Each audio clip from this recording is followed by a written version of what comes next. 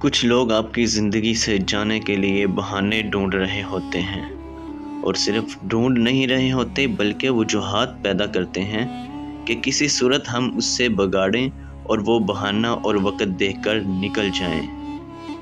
اور ایسے لوگوں کی مشکل آسان کر دینی چاہیے، انہیں چھوڑنے میں پہل کر کے، کیونکہ آپ کو چھوڑنے کا فیصلہ وہ پہلے ہی کر چکے ہوتے ہیں۔ پھر ایسے لوگوں کو باندھ کر رکھنا ناممکن ہوتا ہے۔ مخلص رشتے بنانے کے لیے مخلص ہونا ضروری ہے۔ آدھا سچ اور آدھا جھوٹ کا مطلب آپ کے رشتے کی بنیاد میں ہی ملاوٹ تھی۔ آج کے دور میں صرف چیزوں میں ہی ملاوٹ نہیں بلکہ جذبات میں بھی ملاوٹ ہے۔ دراصل خالص چیز لوگوں کو ہضم کرنے کی عادت ہی نہیں رہی۔